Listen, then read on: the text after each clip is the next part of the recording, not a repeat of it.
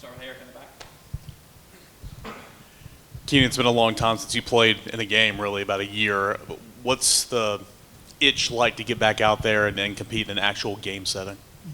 Yeah, it feels like forever for me. I just can't wait to play football again, and I'm excited to run through the tee with pads on. I know that's one thing I'm looking forward to is playing in Neyland for the first time, not being able to have that experience, actually being able to play. So excited for that, feeling good, can't wait. Keenan, you talked about with us on Vol Club Confidential earlier in the year about just how hard it is to just kind of say, whoa, you're a sick'em kind of guy. How hard was this fall camp when they're making you set out these scrimmages and you're sitting there, you go through, you put pads on, you go through individual, and then they shut you down? Like, from that standpoint, like from a competitive standpoint, how hard was that? Yeah, that's always kind of like an internal conflict, I guess. As athletes, we want to go. But the problem is that, there's people that are smarter than us and understand a lot more than we do. And I think sometimes there's that balance that has to be kind of followed. So, yeah, it can be difficult. But, man, I'm happy to be healthy and get all the work done in this fall camp and be able to see it on the field coming up Saturday.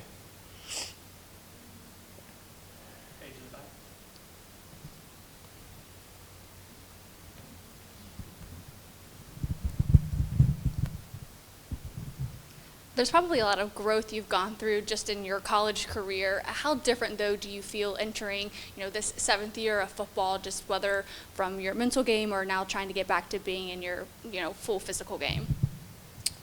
Ready. Coach Nins talks about it all the time in our linebacker room, being the most prepared players on the field, and I feel like that's something I really dove into, especially with my brothers in the room and on defense.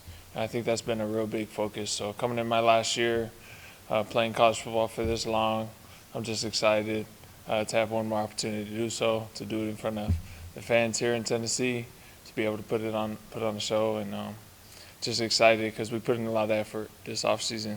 Can't wait.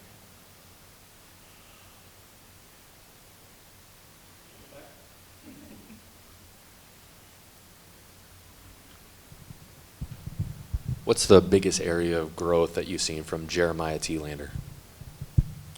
Jeremiah's came in since day one, and really for that group as a whole, that class that came in, one of the most locked-in freshman groups I've ever seen. But Jeremiah specifically, from day one, you could feel his intensity when he came in the room, when he took the field.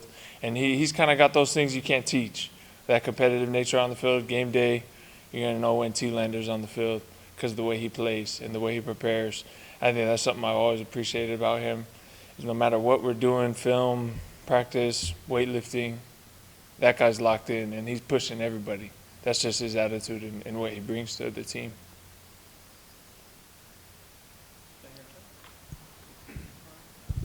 Just on a similar note, what have you seen from Arian Carter this offseason? AC. AC's AC, man. He's a freak of nature, amazing ball player, and grown in being a good leader for our team as well. Someone who may be younger, but you can never tell by the way he works. And obviously had an amazing fall camp. Felt like he's taking steps towards, becoming a great player and a great asset on our defense. He's someone that comes in every day, early, locked in. When I'm doing film, he's doing film. We do it together, and he's someone I've been able to get really close to over this offseason, especially now.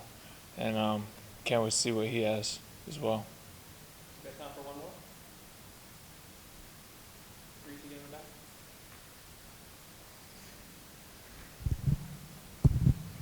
Did you get your beats, and how do you like them? Those are legit. Yeah, man, those are nice. I've never seen something like that. It's like you get beats every year now, so it's cool. Yeah, it's cool, man. It's nice and Nico.